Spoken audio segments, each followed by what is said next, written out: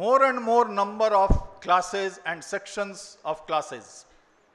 More and more sections of the people in our country and the world are getting alienated from imperialism, are getting exploited. It is not simply that the workers and peasants are being exploited. We have to realize that beyond the working people, there are small proprietors. There is a talk of middle class. Why the middle class should have been missed by the left movement, that has to be analyzed. It is a serious theoretical and practical error on the part of the left.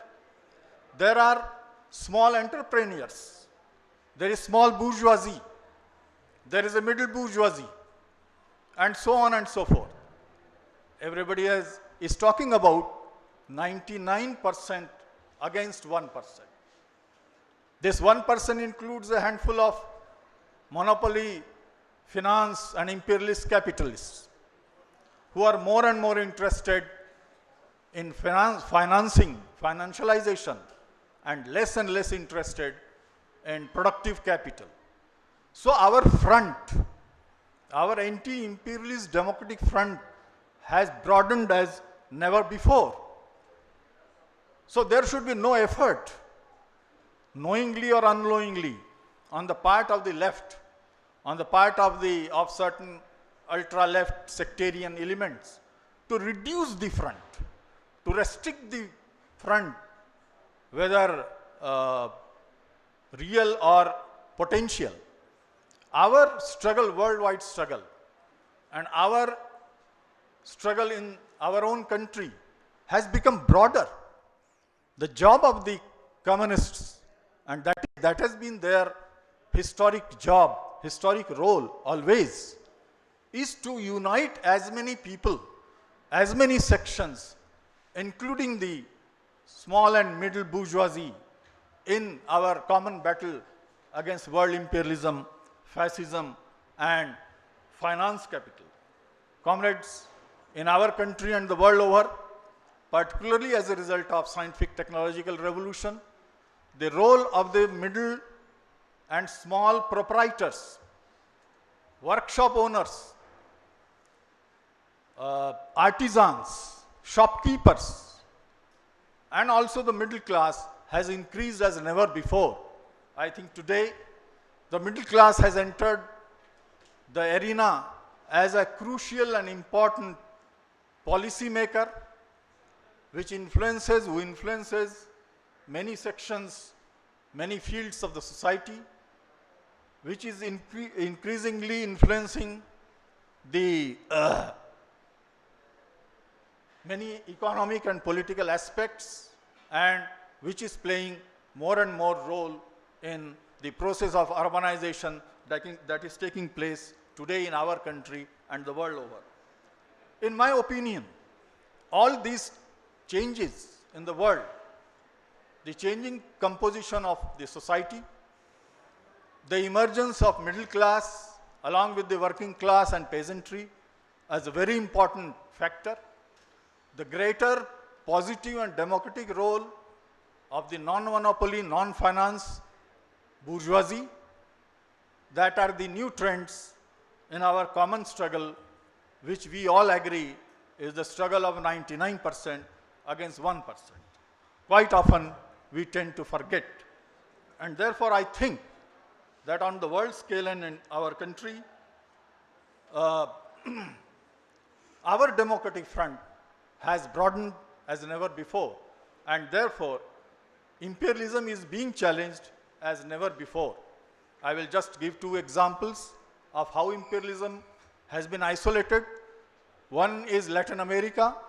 Many things can be said about it, but I feel that one theoretical and ideological conclusion that can be drawn from Latin American experience is that the struggle against imperialism is being participated by the broadest new sections, new workers, new youth, new women in Latin America and elsewhere.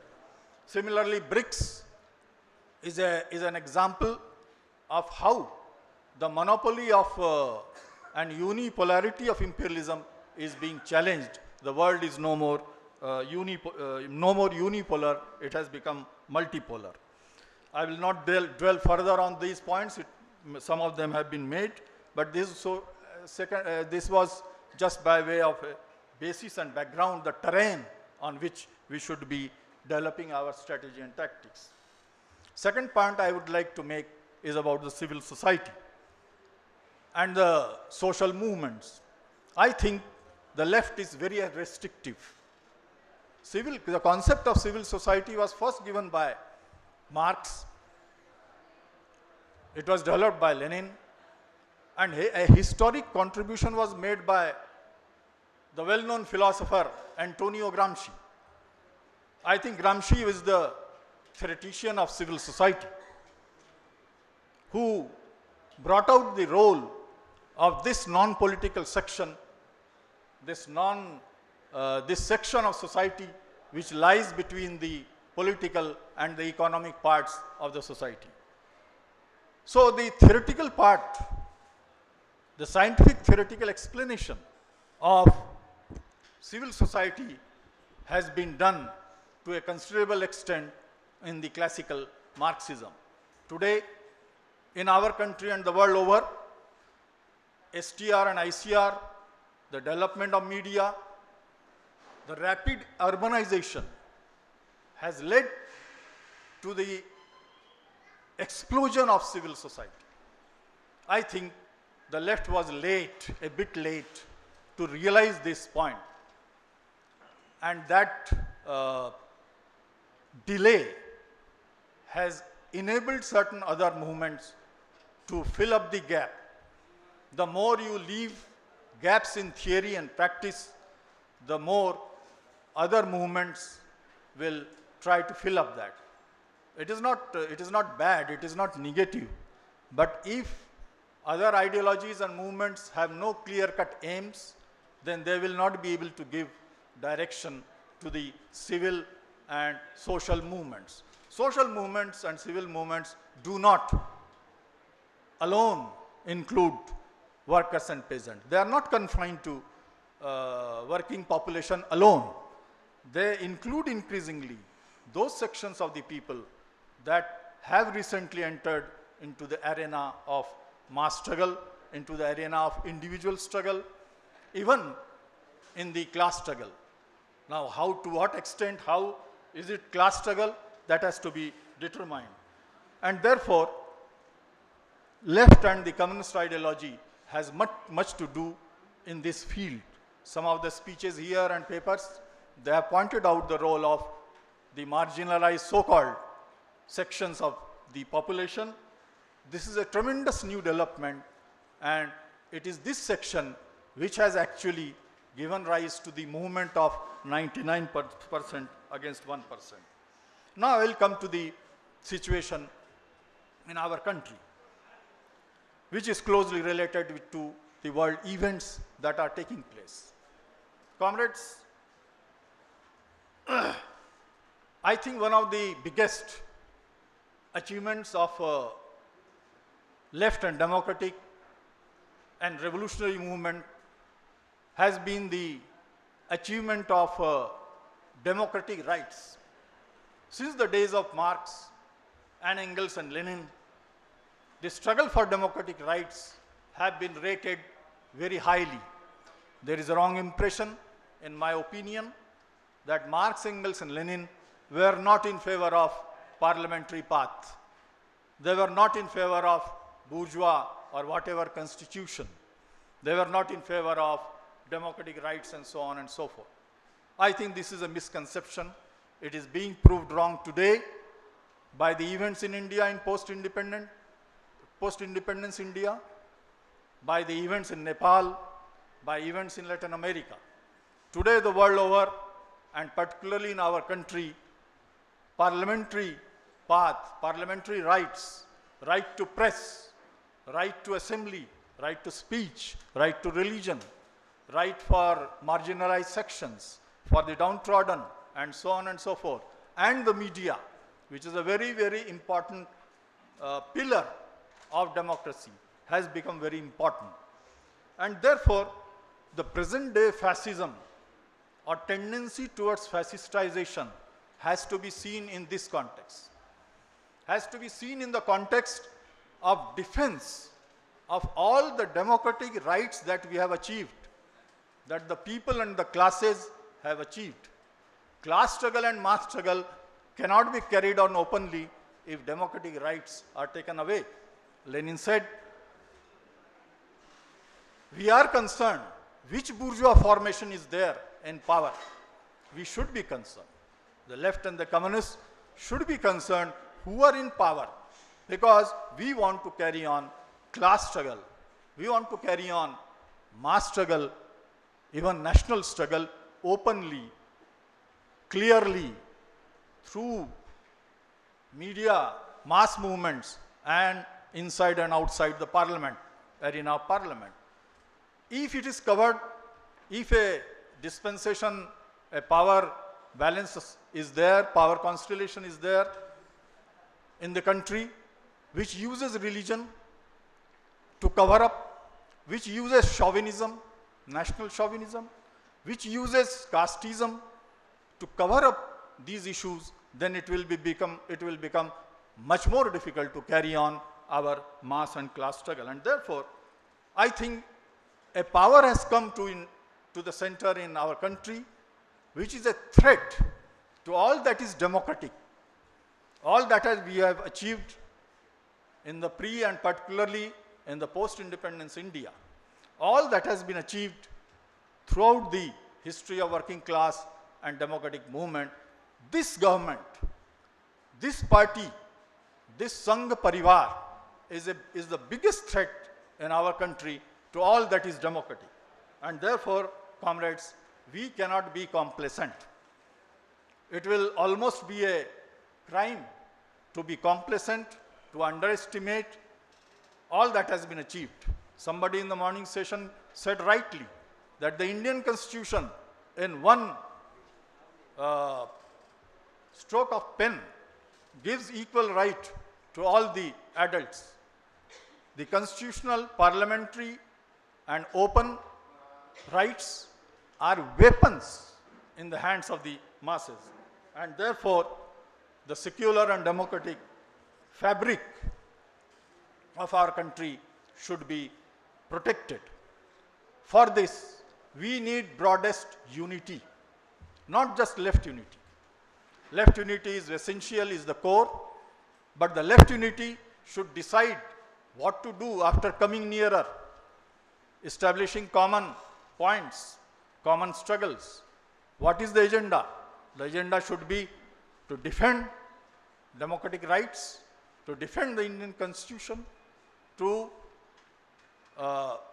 shift the country's democratic institutions and structures in leftward direction. A serious shift has taken in the rightward reactionary direction, and it will take a very powerful mass and parliamentary struggle to shift it back. No delay is possible. Every delay is likely to be lethal. There is an attack on our education.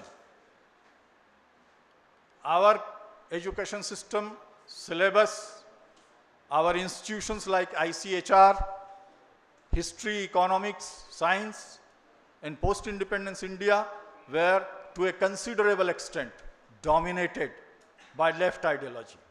As Gramsci said, even before winning the power, the left and scientific socialists had won many of the social institutions already.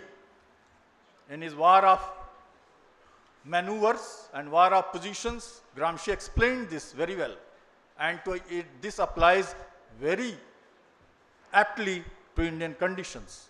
So we have to defend these social institutions, these educational institutions, these political institutions, which are of educational nature, religious nature, cultural nature, and of course political and economic and other nature. This is one very important field of struggle. Second important field of struggle, and I want to very strongly emphasize that, and sometimes we tend to underestimate that. It is the battle for the minds of the people. This is gradually, I feel, is being won by right-wing reactionary ideology. Particularly among the new younger generation, certain fascistization trends towards fascistization, reactionary revivalism, communal polarization is taking place. In various, Gujarat is taking place, it is proceeding, not so successfully, not so quickly, but it is proceeding because they are probing. Democratic institution in our country has become a hurdle in their path, but it may not remain a hurdle for a long time. And therefore, battle for the minds of the people to change that in leftward direction, to change the psychology, minds, the thought, the ideological, political, historical, and cultural makeup of the individual, of the Indian individual, Indian masses. That is a big task, I feel, before the left and democratic movement in this country. Comrades, ideological campaign has become very, very essential. The history of post-independence India is a battle between forces of progress and forces of reaction. This battle has to be won. Otherwise, the forces of reaction will totally dominate. And then we may not be in a position to do anything effectively. Our society is changing. Our social composition is changing. The composition of the working class itself is changing. How to bring these new sections of the working class, new sections of middle class, new sections of urbanized population, and so on and so forth. That is, comrades, a big task before us. And therefore, I would like to emphasize once again, finally, that not only left cooperation or left unity, but the democratic, secular, and social cooperation, democratic, social, and secular front of anti-imperialist, anti-fascist, and broadest democratic front is the need of the hour.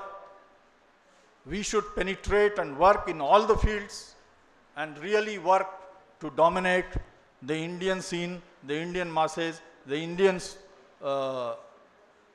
institutions, including the media. For this, we have to launch a big, big ideological, theoretical, political, social, cultural offensive. Thank you very much.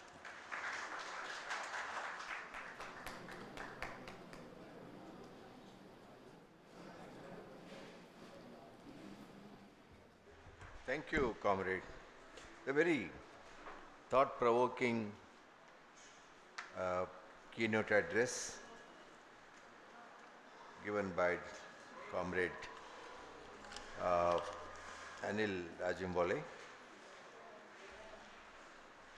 I don't know, from a theoretical sort of background, he has come to the present where we stand today, especially in the post-independent era. India